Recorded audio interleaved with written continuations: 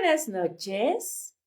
Yo soy Lady Kaboom y les doy la bienvenida a Perturbador, donde los monstruos no salen de la ficción, sino del expediente.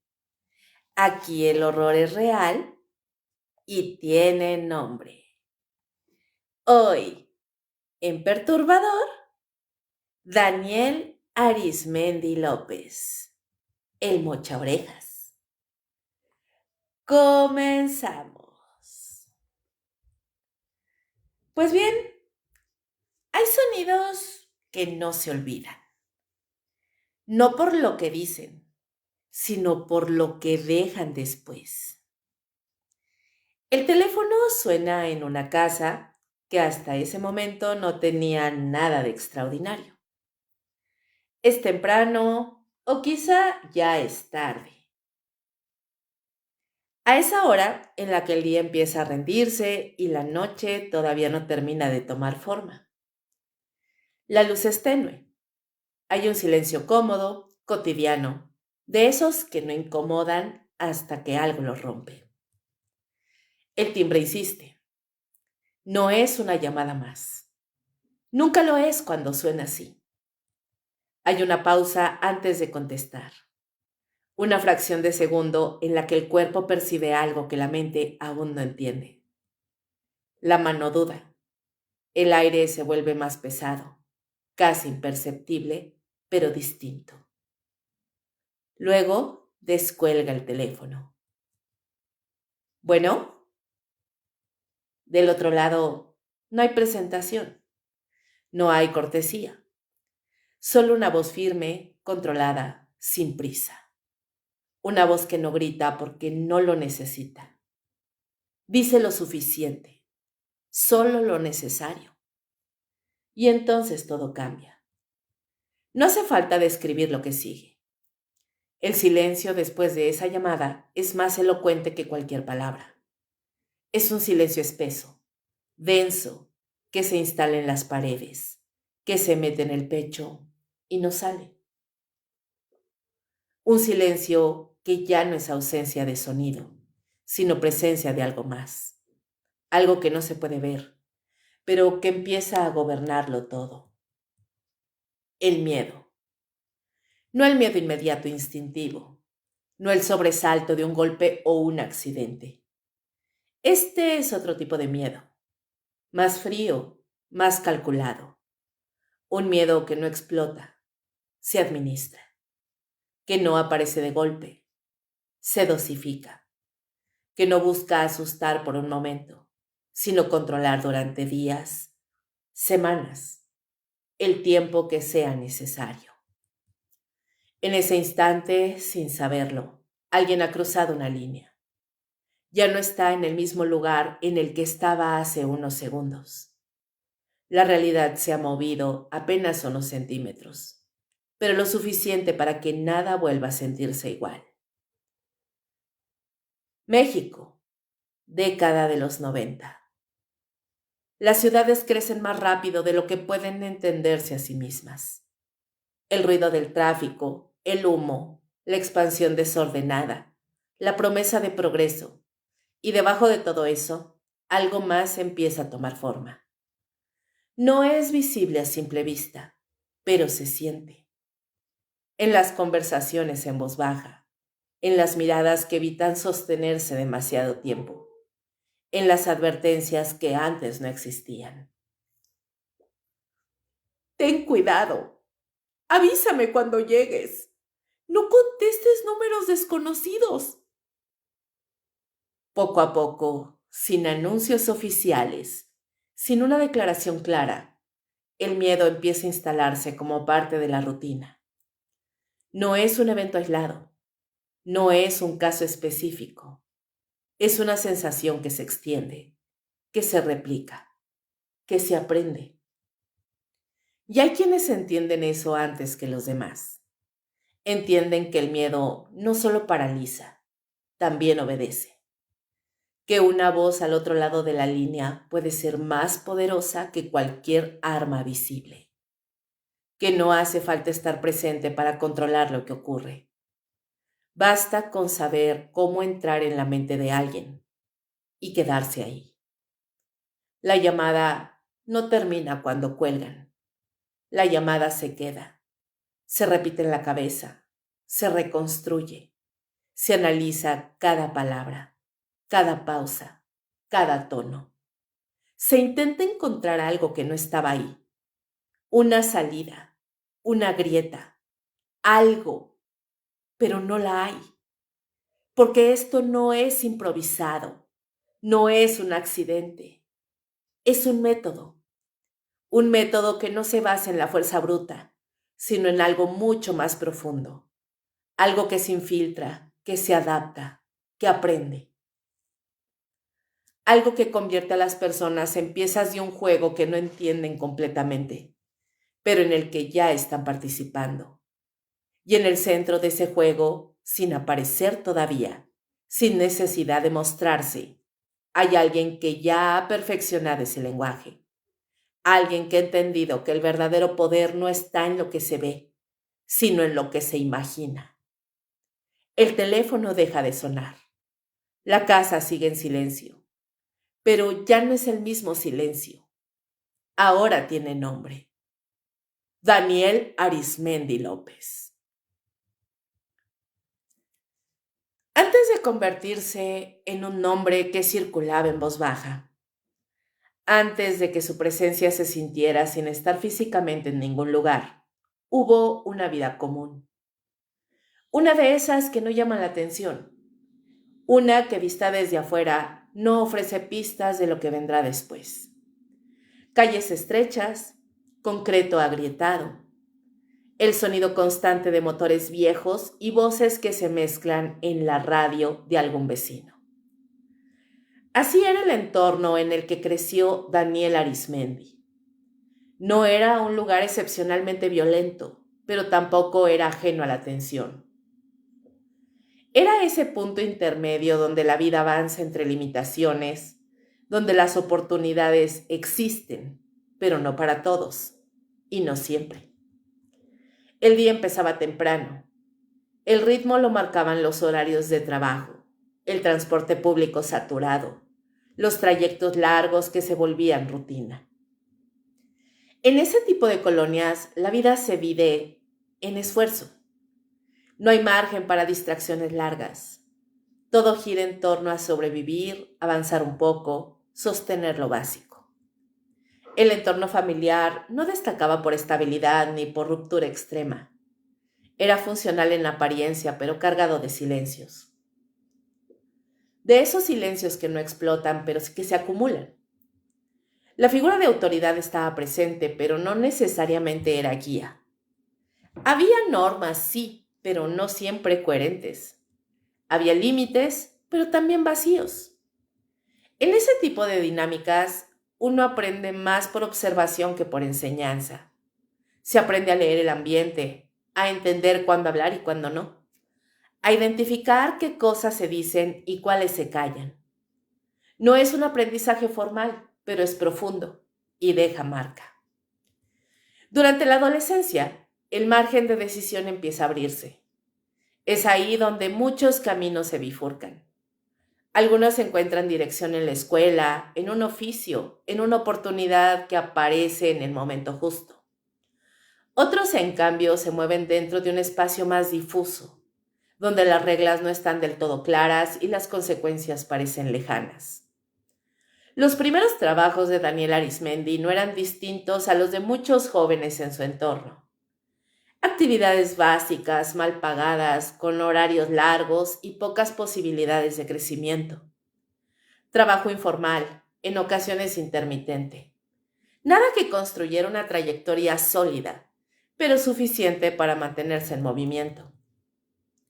Ahí es donde empieza a aparecer una percepción clave. La relación entre esfuerzo y resultado. Trabajar mucho no necesariamente significaba avanzar. Cumplir con lo esperado no garantizaba estabilidad. Y alrededor, de manera casi inevitable, comenzaban a notarse otras formas de obtener ingresos. Más rápidas, más visibles, más efectivas, al menos en apariencia. No era necesario buscarlas, estaban ahí.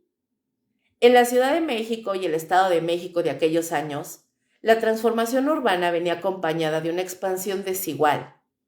Mientras algunas zonas crecían con infraestructura y servicios, otras quedaban rezagadas creando espacios donde la informalidad no solo era común, sino necesaria. En esos espacios la línea entre lo legal y lo ilegal no siempre era clara. Pequeños encargos, favores, movimientos discretos que en apariencia no representaban un riesgo significativo. El tipo de actividades que no se perciben como un salto, sino como una extensión natural de lo que ya se conoce. No hay una decisión dramática, no hay un momento exacto donde todo cambia. Es más gradual. Primero se observa, después se participa, y cuando uno se da cuenta, ya está dentro. No hay romanticismo en ese proceso, no hay emoción ni adrenalina como suelen mostrar algunas narrativas. Lo que hay es adaptación, ajuste, la capacidad de moverse en un entorno donde las reglas se redefinen constantemente. Daniel Arismendi no fue la excepción. Su incorporación a actividades ilícitas no ocurrió como un quiebre visible, sino como una progresión. Contactos que se amplían, confianza que se construye dentro de ciertos círculos, tareas que se vuelven más específicas y poco a poco una comprensión más clara de cómo funcionan esas dinámicas. En ese punto algo empieza a cambiar. No es todavía una transformación evidente, pero hay un desplazamiento en la forma de ver las cosas. Las decisiones ya no se toman solo en función de lo correcto o lo incorrecto, sino de lo que funciona, de lo que da resultado, de lo que permite avanzar más rápido en un entorno donde el tiempo y las oportunidades no sobran. Y hay otro elemento que empieza a consolidarse, la distancia emocional. Para moverse dentro de ese tipo de estructuras no basta con participar.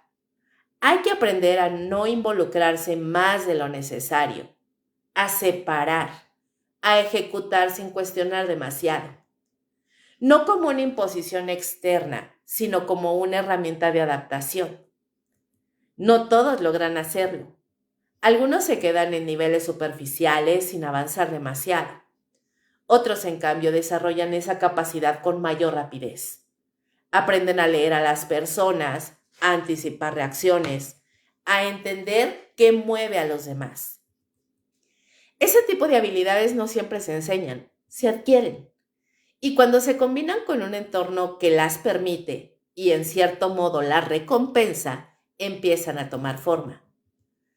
Todavía no hay un nombre que genere miedo. Todavía no hay una estructura definida. Pero ya hay una base, una forma de operar que se está construyendo, incluso si no es completamente consciente en ese momento. La ciudad sigue su ritmo. El tráfico, el ruido, la vida cotidiana continúan sin alteraciones visibles. Para la mayoría, absolutamente nada ha cambiado. No hay señales claras, no hay alertas. Pero en paralelo, en espacios que no aparecen en los mapas formales, algo se está gestando. No es un evento aislado, no es una coincidencia. Es el resultado de múltiples factores que convergen entre sí. Puede ser entorno, oportunidades limitadas, exposición constante a ciertas dinámicas y decisiones que en su momento parecen pequeñas, pero que acumuladas generan un desplazamiento profundo. Aquí es donde se empieza a entender algo importante. Las historias que después se cuentan como inevitables en realidad están hechas de lecciones graduales, de ajustes casi imperceptibles, de momentos que no se registran como decisivos hasta que ya es demasiado tarde para verlos como algo menor. Antes de ser identificado, antes de que su nombre circulara como advertencia, Daniel Arismendi ya había cruzado varias de esas líneas invisibles. No de golpe, no con un solo paso, sino avanzando, poco a poco, en una dirección que desde afuera aún parecía reversible, pero que desde dentro ya empezaba a cerrarse. Lo que viene después no surge de la nada, se construye sobre esto, sobre una vida que no parecía destinada a destacar, hasta que encontró la forma de hacerlo en el lugar equivocado. Y cuando eso ocurre, cuando alguien entiende cómo moverse dentro del miedo sin ser consumido por él, el siguiente paso ya no es participar, es controlar. No hay una línea clara que alguien cruce con conciencia plena, ni un momento en el que todo se detiene para advertir hasta aquí. Lo que hay, en cambio, es una continuidad, una especie de inercia que empuja hacia adelante, donde cada decisión parece una extensión natural de la anterior. Para cuando Daniel Arizmendi empieza a involucrarse en delitos más complejos, ya no es extraño dentro de ese entorno. Ya entiende los códigos básicos. ¿Quién habla? ¿Quién calla? ¿Quién manda? ¿Quién obedece? Sabe moverse sin llamar la atención. Sabe cuándo hacerse visible y cuándo desaparecer. Pero eso no es suficiente. Hay un punto en el que los delitos menores dejan de ofrecer lo que prometían. El riesgo empieza a sentirse desproporcionado frente a la ganancia. El esfuerzo no se traduce en control. Y en ese desequilibrio surge una pregunta silenciosa. Si ya se está adentro, ¿por qué quedarse en la periferia? El secuestro no aparece como una idea aislada, aparece como una opción dentro de un catálogo que ya existe, una práctica que otros ya están ejecutando. No es nuevo, no es desconocido, está ahí, operando en distintos niveles con distintos métodos. Lo que cambia es quién decide aprenderlo. Los primeros contactos no son espectaculares, no hay reuniones formales ni acuerdos explícitos. Son conversaciones breves, observaciones, coincidencias en espacios donde se intercambia más de lo que se dice. Información fragmentada que para alguien atento empieza a armar un patrón. ¿A quién elige? ¿Cómo se vigila sin ser detectado? ¿Cuándo es el momento adecuado? ¿Quién habla y quién no? Bueno, pues todas estas son preguntas que no se formulan en voz alta, pero que están presentes en cada paso. Y poco a poco las respuestas empiezan a aparecer. Los primeros casos en los que Arizmendi participa no son los que después ocuparán titulares. Son operaciones más pequeñas, menos visibles, con errores, con improvisaciones, con tensiones que no siempre se manejan bien. Hay fallas en la logística, hay momentos en los que el control se pierde por segundos que parecen eternos. Hay decisiones que vistas después resultan totalmente innecesarias o torpes, pero cada error deja algo, una lección. El aprendizaje no ocurre en las aulas, ocurre en tiempo real, bajo presión, sin margen para repetir exactamente las mismas condiciones. Y eso obliga a algo más que memoria, obliga a adaptarse. Arizmendi observa, no solo lo que hace, sino lo que hacen los demás. Analiza reacciones, evalúa resultados, identifica qué genera caos y qué mantiene el control. Empieza a entender que el éxito dentro de ese tipo de operaciones no depende solo de la ejecución, sino de algo más sutil, la capacidad de anticiparse. No todos desarrollan esa habilidad. Muchos se quedan en la repetición mecánica, dependiendo de la suerte o de la fuerza. Pero hay quienes afinan el proceso, lo vuelven más preciso, más eficiente, menos visible. Ahí empieza a marcarse una diferencia. La transición de delitos menores a una estructura más organizada no es solo un cambio de actividad, es un cambio de lógica. Ya no se trata de reaccionar, sino de planear. Ya no basta con participar. hay que entender el funcionamiento completo. En ese proceso, los contactos se vuelven clave. No es una red abierta, no cualquiera entra. La confianza no se regala, se construye con resultados. Cada participación exitosa abre una puerta. Cada error controlado evita que se cierre. Es un equilibrio constante entre demostrar capacidad y no generar desconfianza. Arizmendi avanza en ese equilibrio. Empieza a tener acceso a información más específica, a dinámicas más estructuradas, a roles definidos dentro de cada operación. Y con eso también llega algo más, una visión más amplia del negocio, porque eso es lo que empieza a ser un sistema con reglas aunque no estén escritas, con jerarquías aunque no se anuncien, con procesos que se repiten, se ajustan y se perfeccionan. No es caos, no es improvisación constante. Es un mecanismo que, bien ejecutado, reduce incertidumbre y maximiza resultados. En ese contexto, el secuestro deja de percibirse como un acto aislado de violencia y empieza a entenderse como una operación con etapas.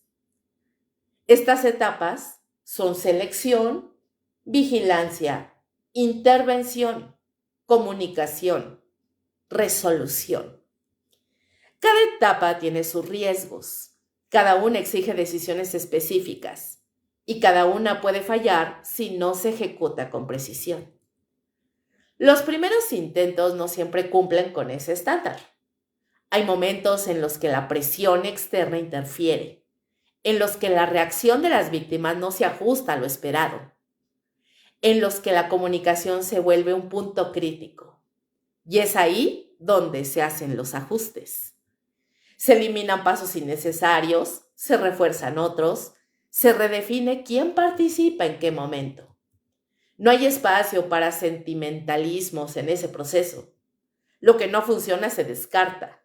Lo que da resultados se repite. Es una lógica fría, pero efectiva dentro de ese entorno. Y poco a poco lo que al inicio parecía complejo empieza a volverse manejable. Y no porque sea sencillo, sino porque ya se entiende. Ese entendimiento es lo que cambia todo. Porque cuando alguien deja de ver una actividad como algo incierto y empieza a verla como un proceso que puede controlar, la percepción del riesgo se transforma. No desaparece, pero se vuelve calculable. Y cuando el riesgo se vuelve calculable, deja de ser un freno. Se convierte en una variable más. Ahí es donde ocurre algo más profundo, la normalización. Lo que antes generaba tensión constante empieza a integrarse en la rutina. No desaparece la alerta, pero se vuelve parte del estado habitual. Las decisiones se toman con mayor rapidez. Las dudas disminuyen. La ejecución se vuelve más limpia. No es que se pierda la conciencia de lo que se está haciendo, es que deja de sentirse como algo excepcional.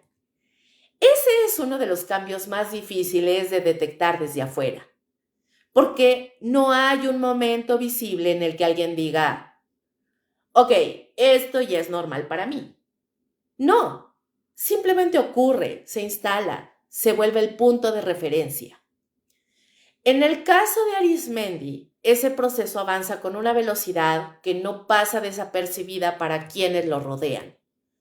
No por carisma ni por fuerza, sino por algo más difícil de medir: la consistencia.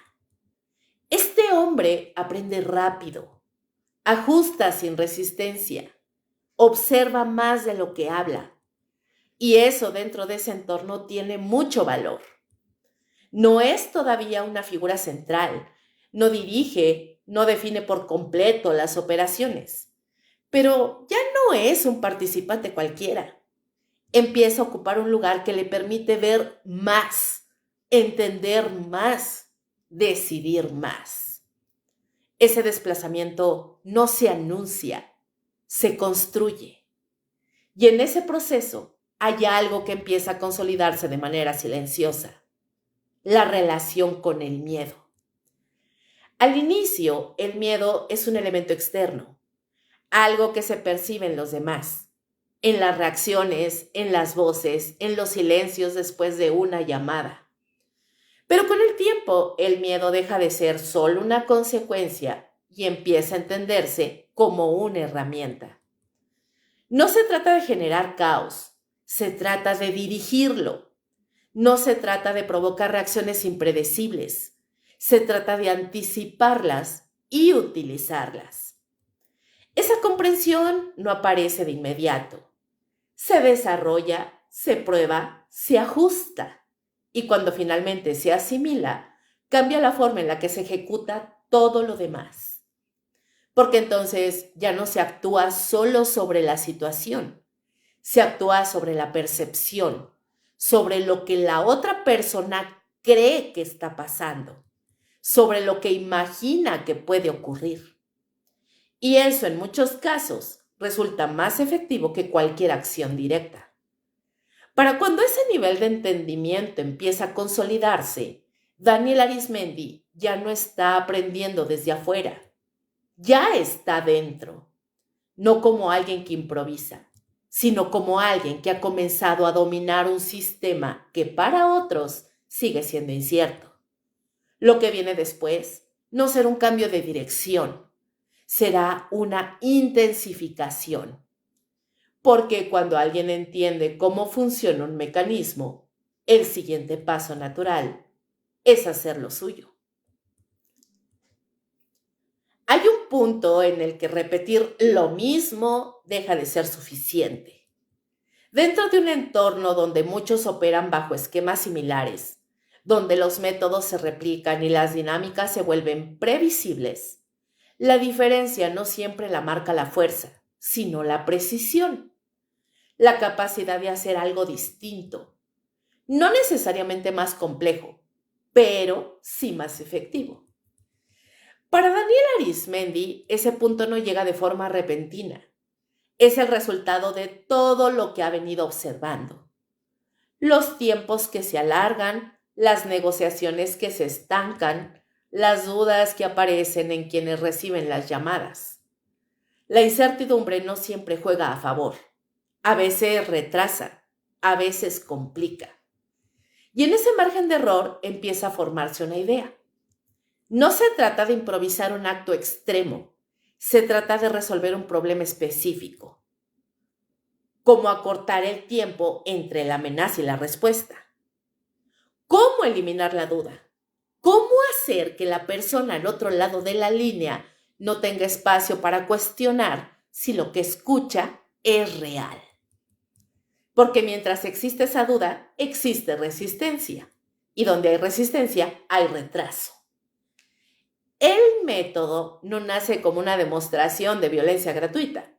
Nace como una herramienta de control, una forma de intervenir directamente en la percepción de quien escucha, de romper cualquier distancia entre lo que se dice y lo que se cree.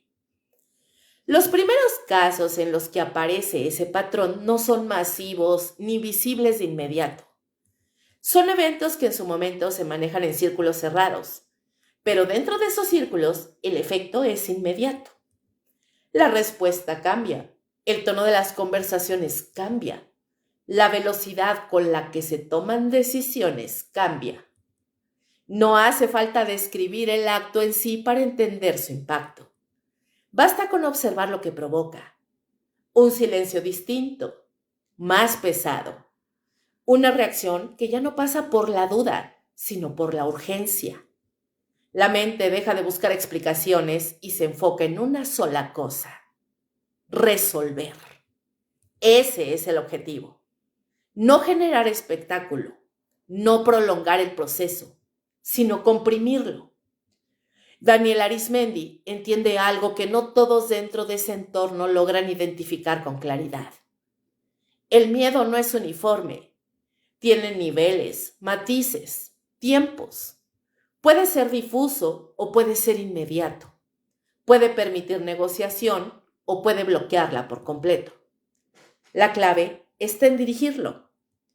Mientras otros métodos dependen de amenazas prolongadas, de presión constante que se extiende en el tiempo, este nuevo enfoque actúa como un disparo psicológico. No deja espacio para la construcción de resistencia. No permite que la mente se adapte. Y eso lo vuelve diferente. No porque sea más visible en un inicio, sino porque es más contundente en su efecto. La diferencia con otros secuestradores empieza a hacerse evidente en los resultados. Donde antes había procesos largos, ahora hay resoluciones más rápidas. Donde antes había margen para dilatar, ahora hay decisiones que se toman bajo una presión mucho más directa. Eso no pasa desapercibido. Dentro del propio entorno criminal, el método empieza a comentarse, no como una innovación técnica, sino como una estrategia que funciona, algo que reduce incertidumbre, que incrementa la probabilidad de obtener lo que se busca en menos tiempo.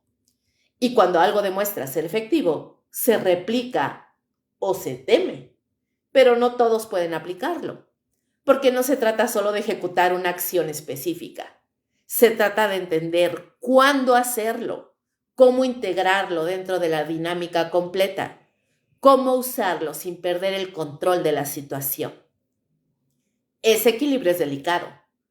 Un uso incorrecto puede generar el efecto contrario. Caos, reacciones impredecibles, intervención externa. Pero en manos de alguien que ya ha desarrollado la capacidad de anticipar, de medir y de ajustar, se convierte en una herramienta precisa. En paralelo, fuera de esos círculos, algo empieza a filtrarse. Casos que, aunque no se conocen en todos sus detalles, comparten un elemento común, un patrón que empieza a repetirse. No de manera explícita al principio, pero sí lo suficiente para generar la inquietud. Las historias cambian de tono. Ya no se habla solo de secuestros, se habla de algo más, de una forma distinta de presionar, de una señal que no deja lugar a interpretaciones, de un punto en el que la negociación deja de ser un intercambio y se convierte en una reacción obligada. El impacto mediático no es inmediato, pero cuando llega, lo hace con fuerza. Los casos comienzan a conectarse. Los detalles antes aislados empiezan a formar una narrativa, y dentro de esa narrativa emerge una figura que no necesariamente se muestra, pero cuya presencia se siente. No hace falta que aparezca públicamente. El método del mocha orejas, ustedes lo saben, el mismo mote lo dice. Ese era su método para presionar a los familiares para poder cobrar el rescate. El mocha orejas. No diré más. Ese método, por supuesto, habla solito. Y ese es uno de los cambios más significativos, porque a partir de ese momento, el nombre deja de ser solo una referencia interna. Empieza a circular como advertencia, como posibilidad, como algo que puede estar detrás de una llamada, incluso antes de confirmarlo. La reputación no se construye solo con lo que se hace, se construye con lo que los demás creen que uno es capaz de hacer.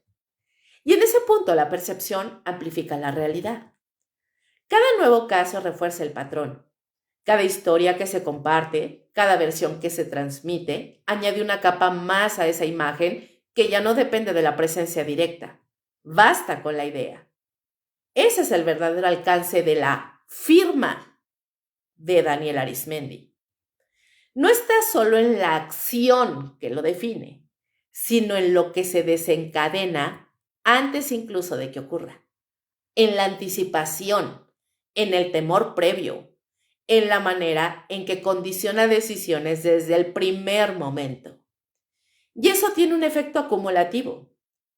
Las respuestas se vuelven más rápidas, no solo porque el método es contundente, sino porque ya es conocido, porque quienes reciben esas llamadas ya han escuchado algo, ya tienen una referencia, ya saben o creen saber qué es lo que viene después. El tiempo se acorta, la negociación se comprime, el control aumenta.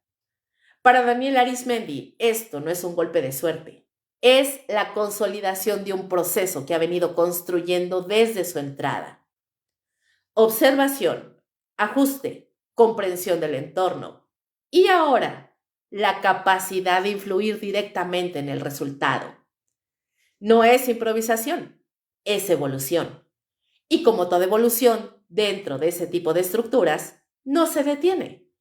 Porque una vez que un método demuestra su efectividad, el siguiente paso no es repetirlo sin más, es integrarlo, hacerlo parte de una lógica más amplia, utilizarlo no como un recurso aislado, sino como un elemento central en la forma de operar.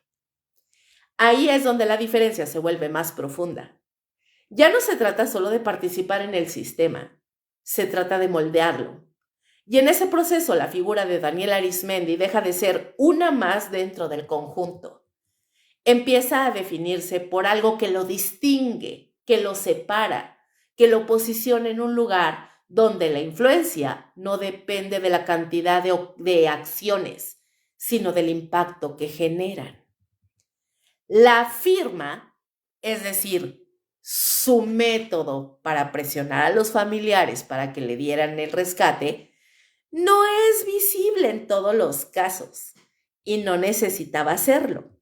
Su sola posibilidad, el hecho de que te llegara una cajita con una orejita para poder presionarte y que pagaras un rescate, la sola posibilidad, ya era suficiente. Ya saben o ya tenían un antecedente de lo que podía suceder si no pagaban rápido. Con eso era más que suficiente para agilizar el trámite. Porque cuando el miedo deja de ser una reacción y se convierte en una expectativa, el control ya no requiere presencia constante. Literalmente se vuelve automático. Y ahí, justo en ese punto, es donde una reputación deja de construirse y empieza a operar por sí sola. Pues bien, ninguna estructura que se sostiene en el tiempo funciona en solitario. Por más capacidad que tenga una persona, por más control que ejerza sobre los procesos, hay un punto en el que la operación exige algo más.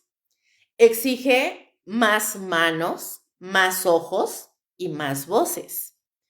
Presencias que ejecuten, que sostengan, que mantengan el movimiento incluso cuando el centro no está visible. En el caso de Daniel Arizmendi, ese punto no llega como una decisión impulsiva. Es una consecuencia natural de lo que ya está construyendo.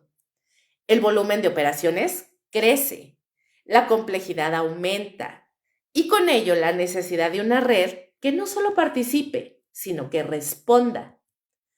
Ese es el inicio del círculo. No es un grupo abierto, evidentemente. No es una estructura donde ahí cualquiera puede integrarse con facilidad. Aquí la confianza no es un valor abstracto, es una condición de supervivencia. Un error no afecta solo a quien lo comete, puede comprometer a absolutamente a todos. Por eso las primeras incorporaciones no se buscan lejos, se buscan cerca, en su familia. Personas que no solo comparten un entorno, sino una historia. Vínculos que no se construyen en semanas, sino en años. Ese tipo de relación ofrece algo que en otros contextos es difícil de obtener. Una base de lealtad que no depende exclusivamente del dinero. Ahí aparece una figura clave, Aurelio Arizmendi López. No es un nombre que surja por casualidad. Su presencia dentro de la estructura responde a esa lógica inicial de confianza directa. Alguien que no necesita demostrar desde cero su lugar, porque ya existe un vínculo previo que lo respalda. Pero eso no significa que la relación esté libre de tensiones. Dentro de este tipo de dinámicas, incluso los lazos familiares se transforman. La cercanía no elimina el riesgo, lo redistribuye. La confianza no es absoluta, se prueba constantemente. Se ajusta, se pone en duda cuando las circunstancias lo exigen. Y es ahí donde empieza a definirse algo importante. Los roles. No todos dentro del círculo hacen lo mismo. No todos tienen el mismo nivel de acceso ni la misma responsabilidad. La estructura no es ni debe ser caótica. Está organizada aunque no exista un organigrama visible. Hay quienes se encargan de la vigilancia, otros de observar sin ser detectados, de construir poco a poco la información necesaria para que una operación avance. Otros participan en la intervención, en el momento en que todo debe ejecutarse con precisión, donde no hay espacio para la duda ni para el error. Algunos más se enfocan en la comunicación, en establecer contacto, en sostener las conversaciones, en transmitir exactamente lo que se necesita, ni más ni menos. Y en el centro de todo está quien decide, quién conecta a cada una de esas partes, quién define tiempos, movimientos, ajustes, quién observa el conjunto completo y actúa en función de eso. Y ese, por supuesto, es Daniel Arismendi. Pero dirigir no es solo ordenar. Dirigir implica entender quiénes están dentro, saber qué pueden hacer, hasta dónde pueden llegar, en qué momento pueden fallar. Es una lectura constante de las capacidades y de las limitaciones de cada integrante. No todos son reemplazables, pero tampoco todos son indispensables. Ese equilibrio es el que mantiene la estructura funcionando. La selección de quien entra al círculo no sigue un patrón único. No se trata solo de cercanía o de necesidad. Hay una evaluación constante, aunque no se formalice como tal. Se observa cómo reacciona alguien bajo presión, cómo maneja la información, qué tan discreto es, qué tan consistente resulta en sus acciones. La confianza se construye con resultados, pero también con control. Porque dentro de ese tipo de estructuras, la lealtad rara vez es absoluta. Está condicionada por el beneficio, por la cercanía, por el miedo a las consecuencias. Es una lealtad que se sostiene mientras el sistema funciona y que puede fracturarse si ese sistema se debilita. Arismendi lo entiende y por eso el control no se ejerce de forma visible en todo momento. No es necesario. Basta con que esté presente en puntos clave, en decisiones que marcan límites, en acciones que dejan claro qué se permite y qué no. Las tensiones existen, claro, no como explosiones constantes, sino como una presión que se mantiene bajo la superficie. Diferencias en la forma de operar, dudas sobre decisiones, ambiciones individuales que en ciertos momentos chocan con el funcionamiento del grupo. Pero esas tensiones no siempre se resuelven con confrontación directa. Muchas veces se gestionan con ajustes. Se redistribuyen responsabilidades, se limita el acceso a cierta información, se redefine quién participe en qué. Es una forma de mantener el equilibrio sin exponer abiertamente las fracturas. Dentro del círculo, cada integrante sabe algo, pero nadie sabe todo. Esa fragmentación no es un accidente, es una estrategia, porque reduce el riesgo en caso de que algo falle, limita el alcance de cualquier error o traición, y al mismo tiempo refuerza la posición de quien sí tiene la visión completa. El control se concentra, no se dispersa. Y eso define la jerarquía interna. No es una jerarquía basada en títulos ni en reconocimientos explícitos. Es una jerarquía funcional, determinada por el nivel de acceso, por la capacidad de decisión, por la cercanía al núcleo donde se definen los movimientos. En ese núcleo, Arismendi no necesita imponerse constantemente. Su posición se sostiene por lo que ha demostrado, por la consistencia de sus decisiones, por los resultados que ha generado. Eso le da algo más que autoridad, le da influencia. Y esa influencia se extiende más allá de las acciones directas.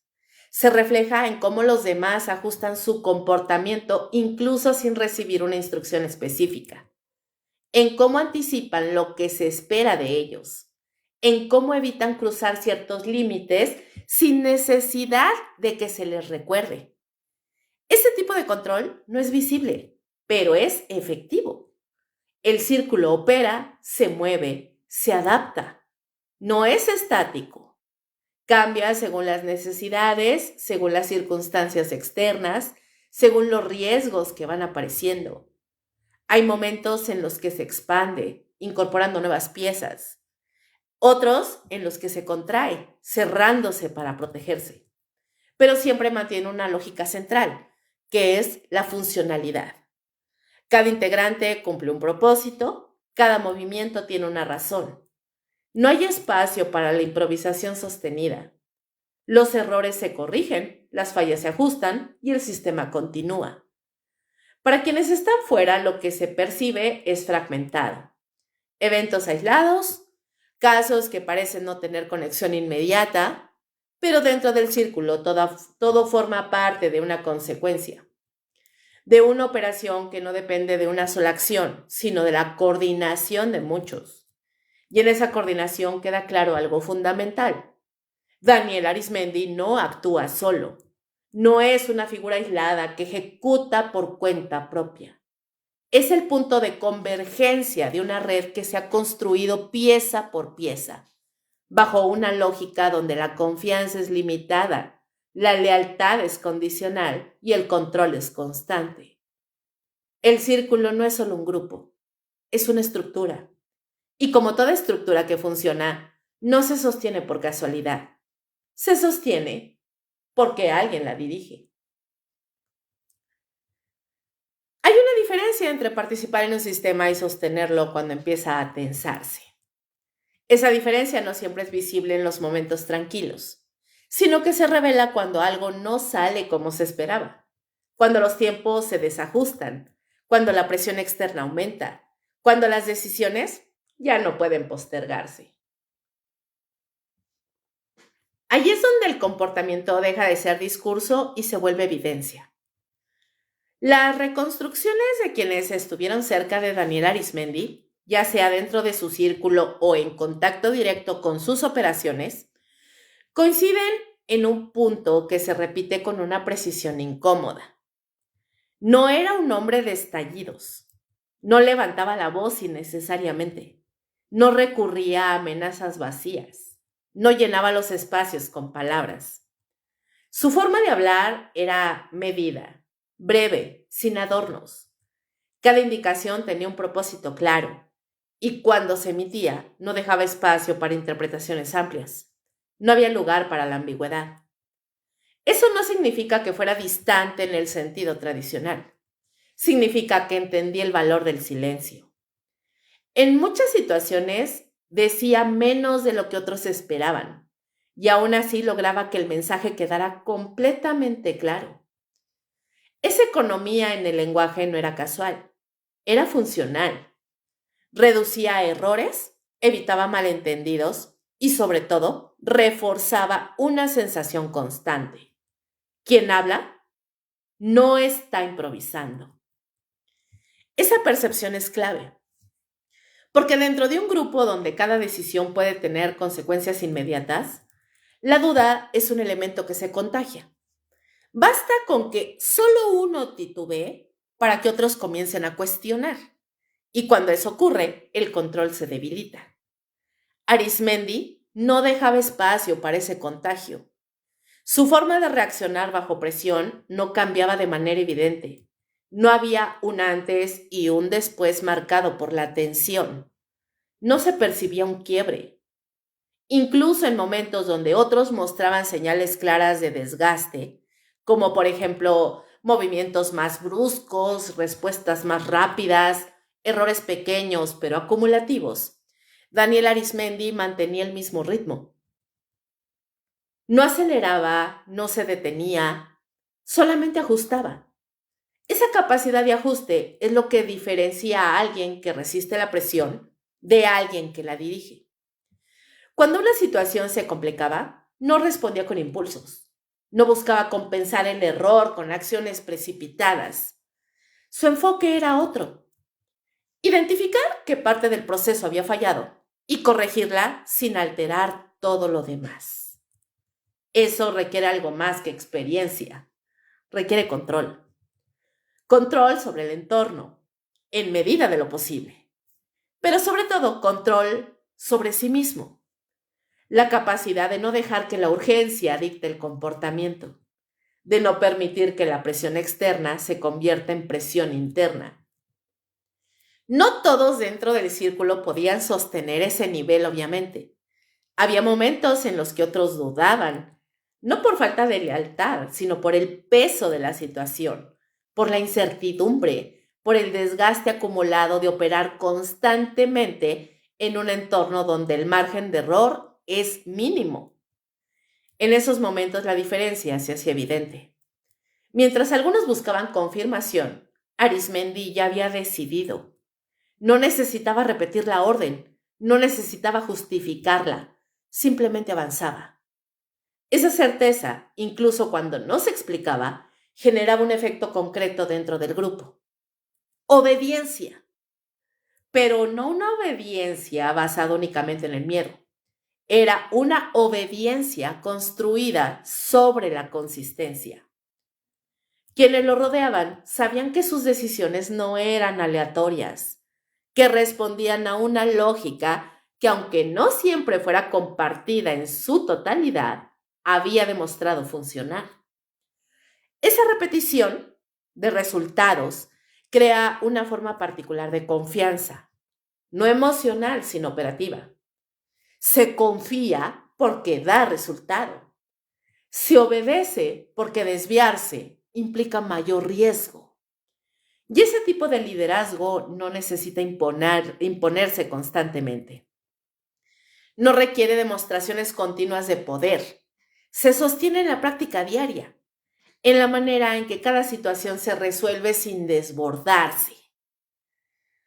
Otro elemento que aparece de forma recurrente en los testimonios es lo que no hacía. No se dejaba arrastrar por la necesidad de exhibirse.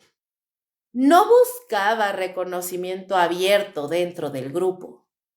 No convertía cada decisión en un acto de autoridad visible. Evitaba lo necesario.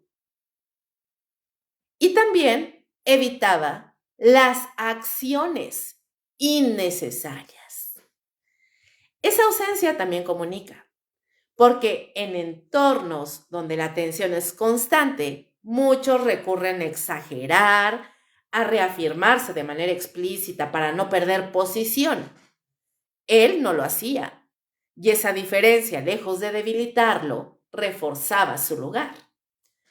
El control emocional no se manifestaba como frialdad absoluta en cada gesto, sino como estabilidad, una línea base que no se alteraba fácilmente. Eso no implica ausencia de reacción interna, sino la capacidad de no trasladarla al exterior de manera que afectara la operación. Hay casos específicos donde esta característica se vuelve particularmente visible.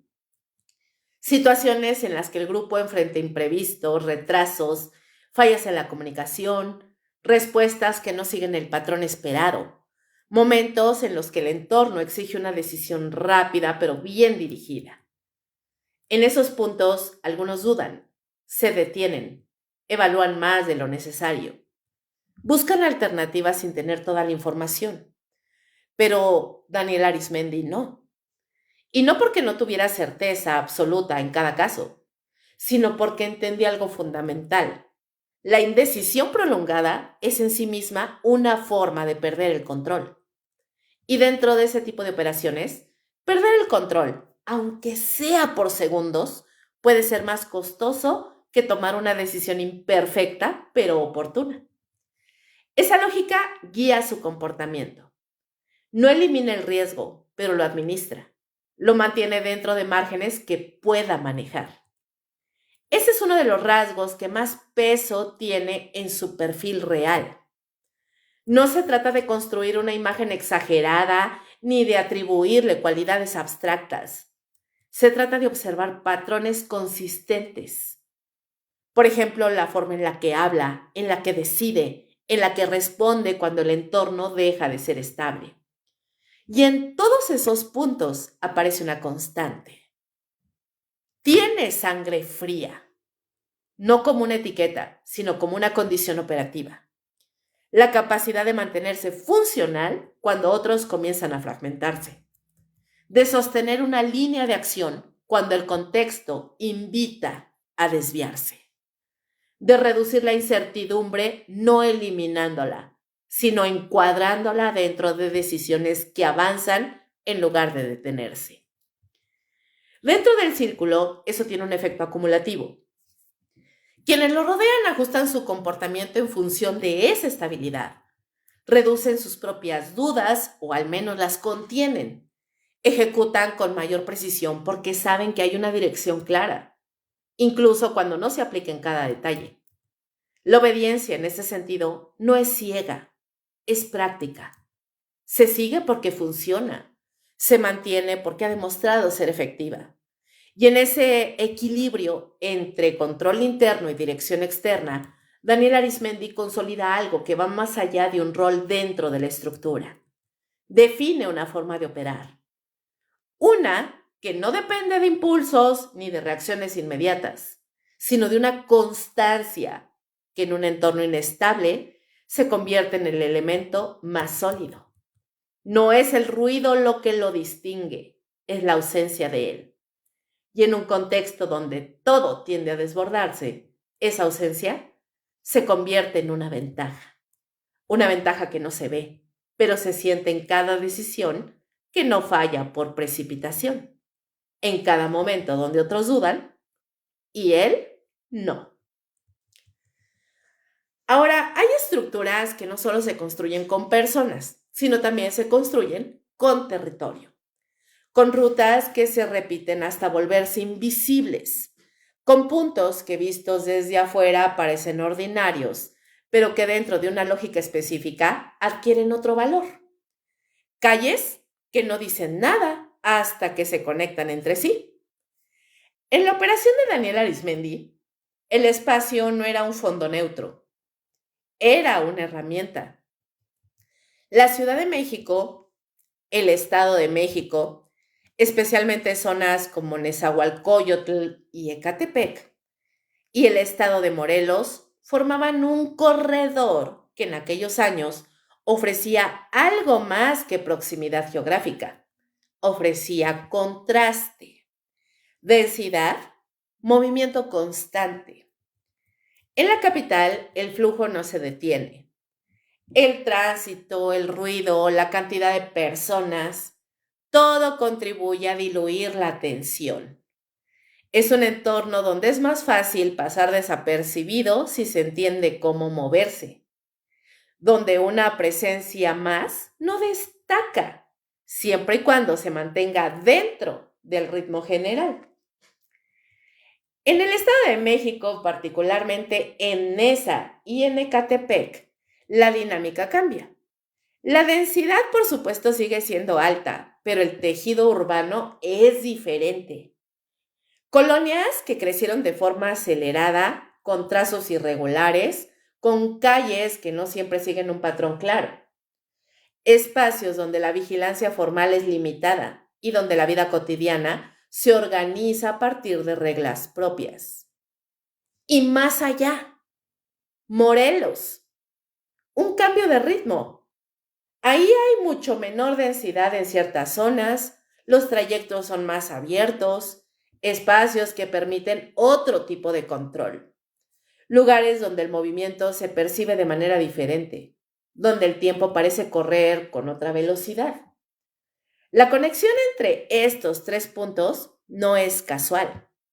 Permite desplazamientos relativamente rápidos entre entornos distintos, cambios de escenario que complican el seguimiento, transiciones que bien ejecutadas rompen cualquier intento de continuidad desde afuera. Arismendi entiende ese mapa, no como una abstracción, sino como un conjunto de posibilidades. No se trata de moverse al azar. Cada traslado responde a una lógica, a una necesidad dentro de la operación, a una decisión que busca mantener el control en cada etapa. La separación de funciones es clave. No todo ocurre en el mismo lugar. La captación, que es el momento en que se identifica y se acerca al objetivo, se da en un entorno específico, generalmente integrado al ritmo cotidiano de la ciudad. Ahí es donde la rutina es predecible, donde los horarios se repiten, donde los movimientos pueden observarse sin generar sospechas. El traslado, esa ya es otra fase. Implica movimiento, pero no desordenado. Requiere rutas que minimicen exposición, que aprovechen el flujo existente para integrarse en él. No se trata de velocidad, sino de discreción, de elegir el momento y el camino que reduzcan la posibilidad de interrupción. Y luego sigue el resguardo, que son espacios cerrados, controlados, las llamadas casas de seguridad. Y estas casas de seguridad no son lugares que destaquen. En realidad no tienen características evidentes desde el exterior. Esa es precisamente su función. Integrarse en el entorno sin generar atención. Formar parte del paisaje urbano sin sobresalir. Pues dentro de esos espacios la lógica cambia. El exterior deja de importar y lo que cuenta es el control interno. ¿Quién entra? ¿Quién sale? ¿Quién tiene acceso a qué? La información se fragmenta, las responsabilidades se delimitan, cada persona sabe lo necesario y nada más. Esa compartimentación no es solo una medida de seguridad, es una forma de sostener la operación incluso si una parte falla. Si alguien es detectado, si un punto se compromete, el resto no se expone automáticamente. La estructura no colapsa de inmediato. Se ajusta, se mueve, se reconfigura. El territorio facilita ese movimiento. La cercanía entre Ciudad de México, Estado de México y Morelos permite cambios relativamente rápidos sin necesidad de recorrer distancias excesivas. Pero más importante aún, permite cambiar de contexto, pasar de una zona con alta visibilidad a otra donde el control es distinto, de un entorno saturado a uno más contenido. Esa variación complica cualquier intento de seguimiento lineal. No es solo moverse, es saber cuándo y por qué hacerlo. Hay casos donde esa movilidad resulta decisiva. Situaciones en las que el entorno inmediato deja de ser seguro, donde la permanencia en un punto incrementa el riesgo. En esos momentos, la capacidad de desplazarse sin perder el control del proceso completo marca la diferencia. No se trata de reaccionar de forma caótica, se trata de ejecutar un cambio que ya estaba contemplado como posibilidad. Porque el mapa no se construye en el momento, se diseña antes, se prueban rutas, se identifican tiempos, se observan patrones de tránsito, de vigilancia, de actividad cotidiana. Todo eso se integra en una especie de esquema mental que permite tomar decisiones rápidas sin improvisar desde cero. Arismendi no se limita a conocer los lugares. Entiende cómo funcionan, cómo respiran, dónde hay mayor flujo en ciertos horarios, dónde disminuye, qué rutas se saturan y cuáles permanecen más estables, qué zonas permiten integrarse sin llamar la atención y cuáles requieren mayor cuidado. Ese conocimiento no es teórico, se construye con repetición, con presencia constante, con observación. Y una vez que se consolida, se convierte en una ventaja, porque reduce la incertidumbre, permite anticipar, facilita el control. Dentro del grupo, no todos manejan ese mapa con el mismo nivel de detalle. Como en otras áreas, la información se distribuye. Algunos conocen rutas específicas, otros puntos concretos, pero la visión completa se mantiene concentrada. Eso refuerza la jerarquía. Quien tiene el mapa completo tiene la capacidad de decidir movimientos que los demás ejecutan sin cuestionar en su totalidad. La operación se vuelve más fluida, más coordinada, menos dependiente de decisiones tomadas en el momento. Y eso en un entorno donde el error puede surgir en cualquier punto es una diferencia significativa. El terreno, en este caso, no es un escenario pasivo.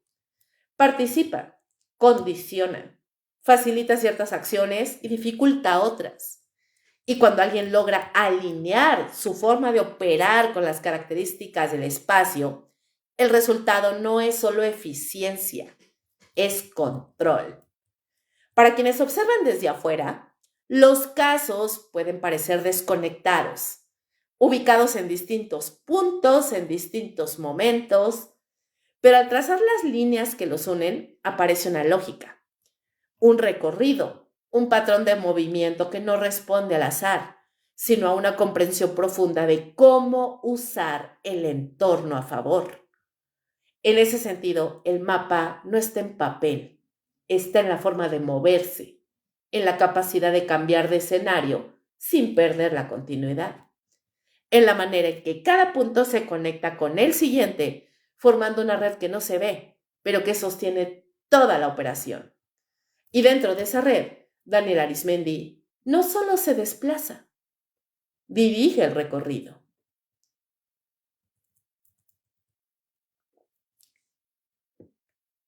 El poder más efectivo, como ya quedó claro, no siempre es el que se ve. Hay formas de control que no requieren presencia física, que no dependen de estar en el lugar donde ocurre todo. Formas que se sostienen a distancia, pero que se sienten igual de firmes, igual de inmediatas. En la operación de Daniel Arizmendi, ese tipo de control no es un complemento, es una base. Para el momento en que su estructura ya está consolidada, su presencia directa en cada fase deja de ser necesaria. No porque se retire, sino porque ha construido un sistema que puede funcionar sin que él esté visible en todos los puntos. Eso no significa ausencia, significa dirección. La comunicación es el eje. No una comunicación constante, saturada, llena de instrucciones repetidas, sino todo lo contrario. Es una comunicación medida, puntual. Cada contacto tiene un propósito específico. Cada mensaje transmite lo necesario para avanzar al siguiente paso. Las llamadas no son espacios de conversación extendida, son intervenciones. Son llamadas breves, claras, sin desviaciones. No hay lugar para interpretaciones amplias ni para preguntas innecesarias. Lo que se dice se ejecuta. Lo que no se menciona no se asume. Ese estilo no es casual. Reduce errores, limita la exposición y sobre todo mantiene el control centralizado. En muchos casos ni siquiera es él quien establece el contacto directo. Aparecen intermediarios, figuras que funcionan como enlace entre el núcleo donde se toman las decisiones y quienes ejecutan en campo. Personas que transmiten instrucciones, que recogen información, que mantienen el flujo sin necesidad de revelar el origen completo de cada orden.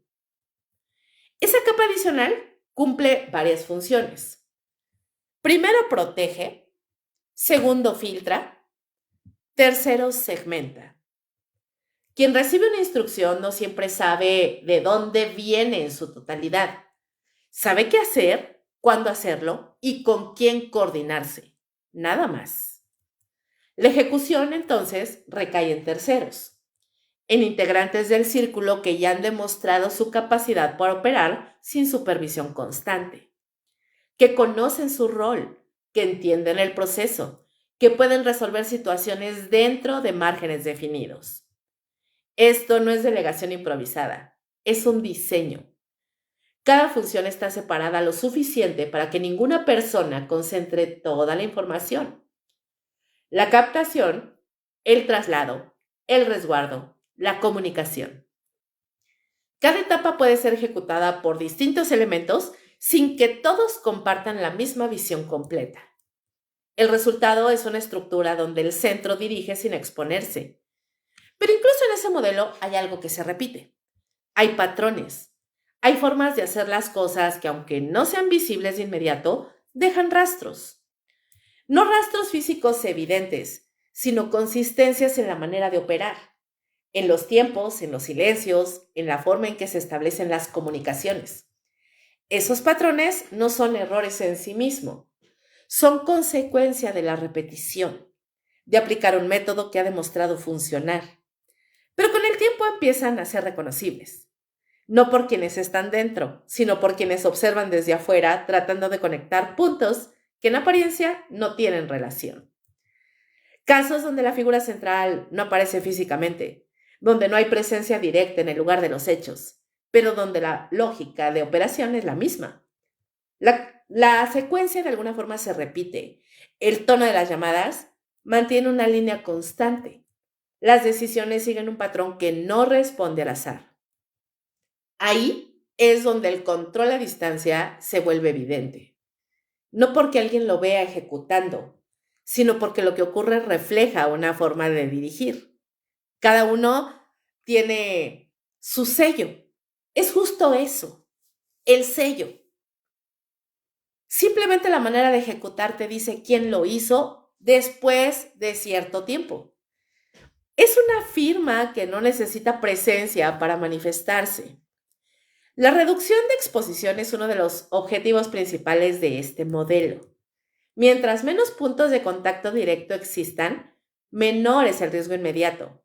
Cada capa añadida entre quien decide y quien ejecuta funciona como una especie de filtro, una barrera que dificulta trazar una línea directa. Pero esa misma distancia exige algo más, y es la confianza operativa. Porque no basta con dar una instrucción y esperar que se cumpla. Es necesario saber que quien la va a recibir tiene la capacidad de ejecutarla sin desviarse, sin alterar el proceso, sin introducir variables que no estaban contempladas. Esa confianza no es absoluta, se construye, se prueba, se ajusta con el tiempo y se sostiene mientras los resultados se mantengan dentro de lo esperado. Cuando eso ocurre, el sistema fluye. Las instrucciones se transmiten sin fricción. Las ejecuciones se realizan sin supervisión constante. Y el control se mantiene, incluso cuando el centro no está visible. Hay situaciones donde esta dinámica se pone a prueba. Momentos en los que la distancia podría convertirse en una desventaja, donde la falta de presencia directa podría generar descoordinación, dudas, retrasos. Pero en esos casos la estructura ya está diseñada para responder. Los intermediarios ajustan, los ejecutores resuelven dentro de los parámetros establecidos y el flujo continúa. Repito, no es perfecto, no elimina todos los riesgos, pero los mantiene dentro de un margen que puede gestionarse. Eso es lo que permite que el control a distancia no solo funcione, sino que se convierta en una ventaja, porque reduce la necesidad de exposición directa. Permite operar en múltiples puntos sin estar físicamente en todos. Y al mismo tiempo conserva la coherencia en la forma de actuar. Para quienes están afuera, esta ausencia puede generar una percepción bastante engañosa. Y esa es la idea. La idea de que al no aparecer, su influencia es menor. Pero ocurre lo contrario. La falta de presencia visible dificulta la identificación, complica la atribución directa y extiende el alcance de la operación sin concentrarlo en un solo punto. El control entonces no se mide por la proximidad física, se mide por la capacidad de dirigir acciones que se ejecutan en distintos lugares, en distintos momentos, bajo una misma lógica. En ese sentido, Daniel Arizmendi no necesita estar en cada escena para que su forma de operar esté presente. No necesita intervenir en cada detalle para que el proceso se mantenga.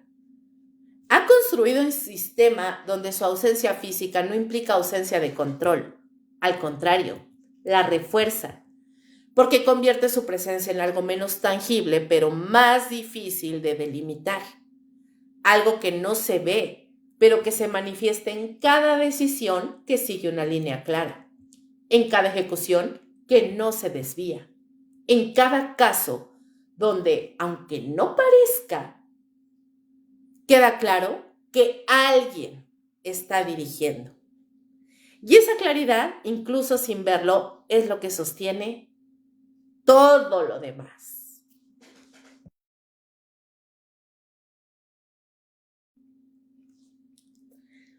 Toda estructura, por más sólida que parezca, acumula tensión. No se rompe de un solo golpe. Se desgasta, se fragmenta en puntos que al inicio parecen aislados. Pequeñas inconsistencias, detalles que no encajan del todo, repeticiones que empiezan a ser visibles para quien sabe observar. En el caso de Daniel Arizmendi, ese desgaste no aparece de manera evidente desde dentro. La operación continúa, los resultados se mantienen, el control en apariencia sigue intacto. Pero fuera de ese círculo, algo cambia. Las autoridades comienzan a mirar con mayor atención ciertos patrones. No un caso en particular, sino la suma de varios.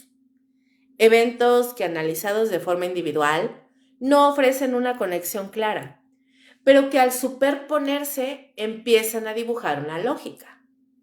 La investigación obviamente no avanza en línea recta. Se empieza a construir a partir de fragmentos, testimonios que coinciden en detalles específicos, registros que aunque están incompletos se repiten en momentos clave, información que proviene de distintos puntos y que al cruzarse reducen el margen de duda. No es un proceso rápido, esto requiere tiempo, paciencia y sobre todo la capacidad de sostener una línea de análisis sin precipitar conclusiones. Porque el sistema que buscan entender, lógicamente no es simple. Está diseñado para fragmentar la información, para evitar que una sola pieza revele el conjunto completo. Cada parte es aislada, tiene información diferente, no conoce todo el proceso y obviamente todo esto parece insuficiente. Pero cuando se integran, comienzan a señalar en una dirección. Esa dirección no es inmediata. Se afina con cada nuevo dato, con cada caso que se incorpora al análisis, con cada patrón que deja de ser coincidencia y empieza a ser consistencia. En paralelo, dentro de la estructura, los errores no desaparecen, se acumulan. No como fallas evidentes que detengan la operación, sino como desviaciones pequeñas, ajustes que no se ejecutan con la misma precisión, detalles y decisiones que bajan la efectividad bajo presión, que no siguen exactamente la lógica que antes funcionaba sin fricción. Esta repetición, que antes era una ventaja, ahora empieza a jugarles en contra. Los patrones se vuelven reconocibles. Lo que antes parecía invisible, ahora puede ser anticipado. Y en ese punto la distancia que protegía la operación deja de ser suficiente para ocultarla por completo. Las autoridades no necesitan ver todo. Les basta con ver lo suficiente. El operativo que finalmente lleva a la detención no es el resultado de una reacción improvisada. Es la culminación de ese proceso de acumulación, de información que se ha ido consolidando hasta permitir una acción concreta. No ocurre en medio de un caos desbordado. No hay un enfrentamiento prolongado. Es una intervención dirigida, precisa en sus tiempos, enfocada en reducir el margen de escape. El momento llega y con él la ruptura. Daniel Arizmendi es detenido. La figura que durante tanto tiempo operó desde la distancia, que construyó un sistema donde su presencia física no era necesaria en cada punto, se encuentra de pronto en un espacio donde el control ya no depende de sus decisiones. Ese cambio es inmediato. No hay transición. El sistema que sostenía su operación no desaparece en ese instante, pero pierde su centro. Y sin ese centro, la estructura comienza a desorganizarse. La reacción en el país no se hace esperar. El nombre que ya circulaba como advertencia, que se había instalado en conversaciones, en noticias, en relatos que se transmitían de boca en boca, ahora aparece de forma abierta, identificado, asociado directamente con los casos que habían generado inquietud durante años. La percepción cambia. Lo que antes era una presencia difusa se convierte ya en una figura concreta. Y con eso también llega una mezcla de reacciones. Alivio en algunos sectores, por la idea de que algo que parecía inalcanzable finalmente ha sido contenido. Incredulidad en otros, por la magnitud de lo que se empieza a revelar. Porque con la detención no solo se captura una persona, se abre el sistema. Los espacios que antes estaban fragmentados comienzan a conectarse de otra forma. Información que estaba dispersa se reorganiza. Elementos que no tenían contexto adquieren sentido al integrarse en una narrativa más amplia. Lo que se encuentra tras la caída no es un único elemento revelador, es un conjunto. Estructuras, roles, dinámicas que vistas en conjunto muestran el alcance de la operación, no como una serie de eventos aislados, sino como un mecanismo sostenido en el tiempo. Las declaraciones que surgen en este punto no son lineales. No todo se dice de inmediato, no todo se reconoce sin resistencia. El proceso legal inicia con esa complejidad, con la necesidad de ordenar la información, de establecer responsabilidades, de reconstruir los hechos con el mayor nivel de precisión posible. No es un camino rápido.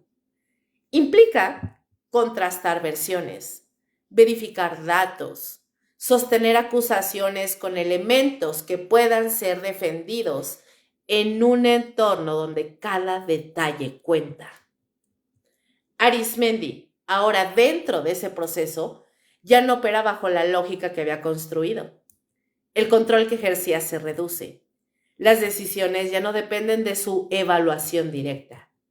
El sistema en el que se movía, ese que había rediseñado para fragmentar, para proteger, para sostener incluso en la distancia, se enfrenta a una condición distinta: la exposición.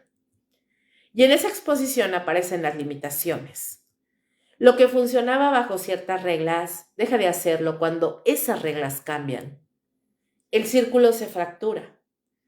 Algunos integrantes enfrentan su propia situación dentro del proceso.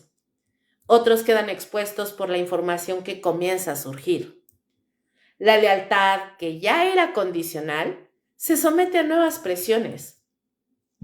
Y en ese contexto, la estructura que antes operaba con coordinación empieza a perder coherencia.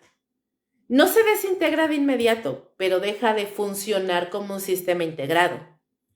Ese es el punto de quiebre. No el momento exacto de la detención, sino lo que viene después.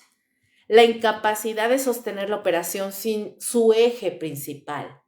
La imposibilidad de mantener el mismo nivel de control en un entorno donde la información ya no está fragmentada de la misma forma. La caída no es solo la captura de una persona, es la ruptura de un modelo. Un modelo que durante un tiempo logró operar con eficacia, que supo adaptarse, que utilizó el entorno, la estructura y la percepción a su favor. Pero que, como toda construcción basada en equilibrio constante, termina cediendo cuando ese equilibrio se rompe. Y cuando eso ocurre, lo que queda no es el sistema, es su rastro. Un rastro que permite entender cómo funcionó y por qué, finalmente, dejó de hacerlo.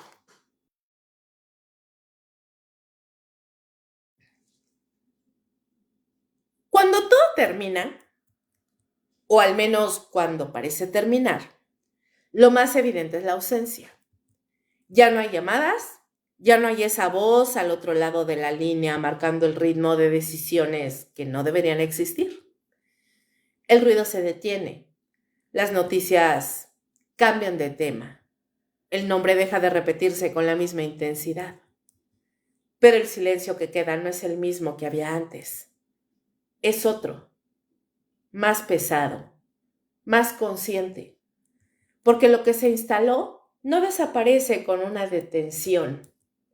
El miedo no se va, se transforma, se queda en los hábitos, en las rutinas que cambian sin que nadie las anuncie, en la manera en que se contesta el teléfono, en la forma en que se observa a los desconocidos, en las decisiones pequeñas que acumuladas revelan algo más profundo, una percepción distinta de la realidad. Antes, el secuestro podía entenderse como un evento aislado, algo que ocurría, sí, pero que todavía permitía una distancia emocional, una idea de que pertenecía a otro espacio, a otra vida. Después, esa distancia se redujo, se volvió cercana, se volvió posible. Y en ese cambio, el impacto es más amplio que cualquier caso individual, porque ya no se trata solo de lo que ocurrió, sino de lo que podría ocurrir.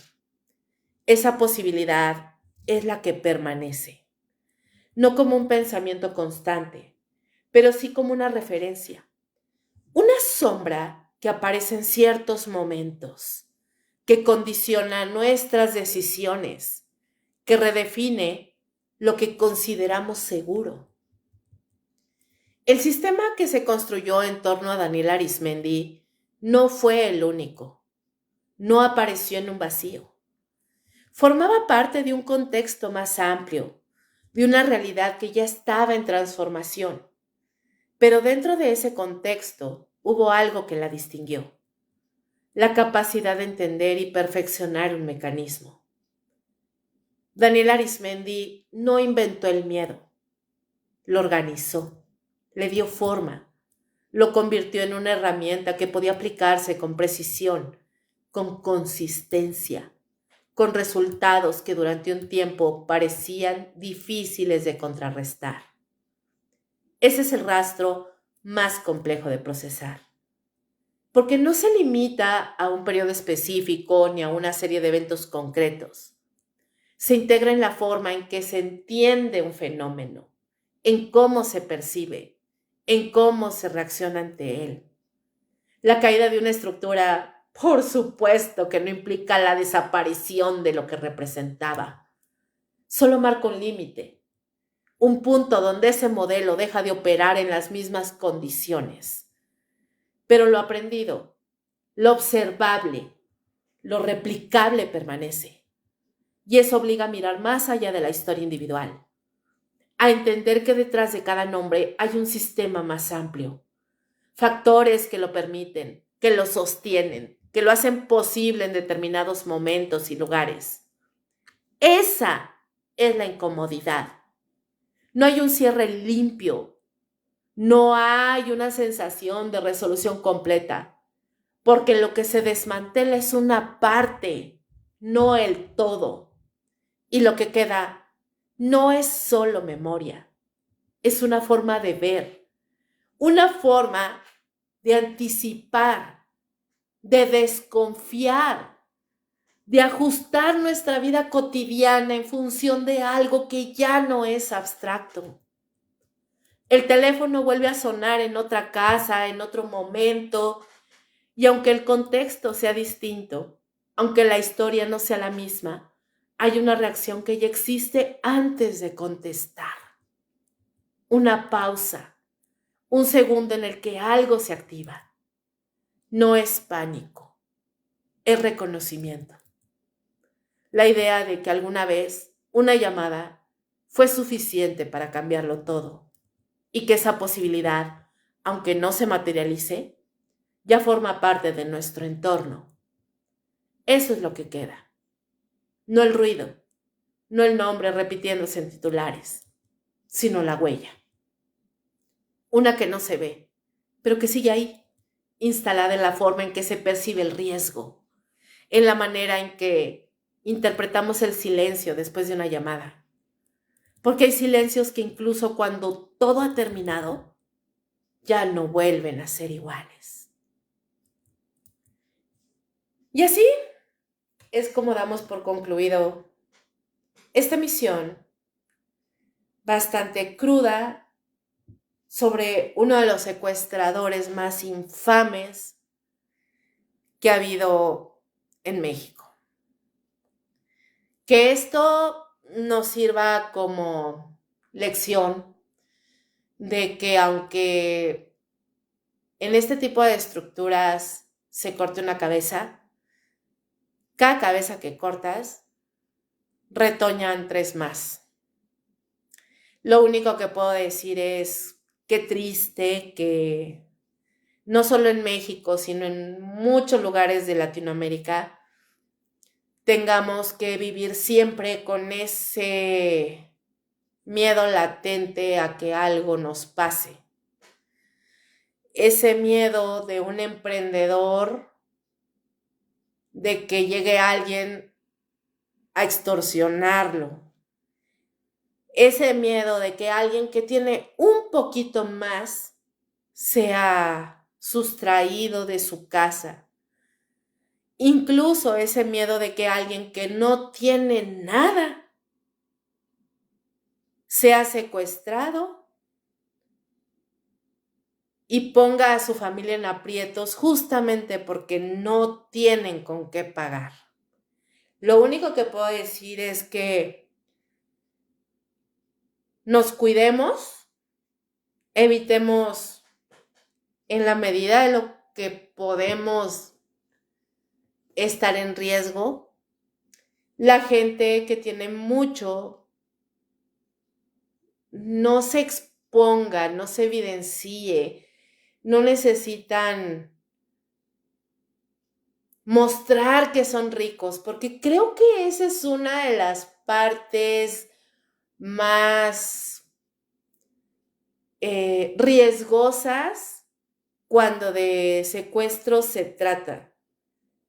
Generalmente la persona que tiene dinero se le nota en su forma de vestir, en los coches que utiliza, y no digo que o sea, si tienes recursos económicos, pues obviamente quieres tener un coche bonito, una casa bonita, ropa bonita, pero de verdad es que hay gente que prácticamente trae un altavoz gritándole, hey, soy rico, soy materia dispuesta para que me sustraigan de mi casa y me chinguen mis centavitos. Creo que en este punto en el que estamos en México y en muchas partes del mundo con respecto al secuestro, lo más inteligente es mantener un bajo perfil. Y ahí, pues, yo creo que todo el mundo podremos estar de acuerdo con eso. Y es lo que yo puedo aconsejarles. Mantengan un perfil bajo, discreto. No lo anuncien. ¿Que tienen dinero? Ah, muy bien. Eso está bien que lo sepas tú, que lo sepa tu familia. Los demás, pues, tal vez lo asuman, lo crean, lo imaginen, pero que no sea por ti, que no estés alardeando lo que tienes. No es necesario. Y bueno, chicos, muchísimas gracias por haber escuchado este capítulo. Espero que les haya gustado. Espero que este tipo de temas, aunque se han abordado muchas veces, el estilo en el que yo lo hago les guste, les parezca diferente, original, porque trato de que no sea el típico documental del secuestrador conocido que ya se ha dicho 1000 veces. Trato de darle un enfoque totalmente distinto para que no sea aburrido y conozcan tal vez una faceta distinta de lo que ya se ha dicho 1 y 1000 veces acerca del tema. Espero que el tema les haya gustado, que lo hayan disfrutado y sobre todo que el día de hoy hayamos aprendido algo nuevo. Y bueno, los invito a seguir el hilo del terror y lo inexplicable mañana a las 10 de la noche, hora de México, en la hora macabra, en vivo por Facebook Live. Les recuerdo que este capítulo y todos los anteriores estarán disponibles y están disponibles en mi canal de YouTube y Spotify, donde me pueden encontrar como Kabum Podcast. Les agradecería muchísimo, muchísimo que se suscriban. Me ayudan mucho, claro, me da mucha alegría que escuchen los capítulos, pero algo importante en el algoritmo de YouTube es que estén suscritos, que compartan mi contenido para que llegue a muchas más personas. Ya saben que es gratis, para ustedes solo cuesta un pequeño clic y para mí representa mayor crecimiento para que este proyecto se vuelva más grande y más interesante. Ya saben que pueden seguirme y formar parte de esta comunidad siniestra. Y si quieren escuchar leyendas y cuentos cortos de terror y más, pueden unirse a mi canal de WhatsApp. Gracias por acompañarme en esta emisión de Perturbador. Yo soy Lady Kabum. Muy buenas noches y como siempre les deseo dulces pesadillas. ¡Chao, chao!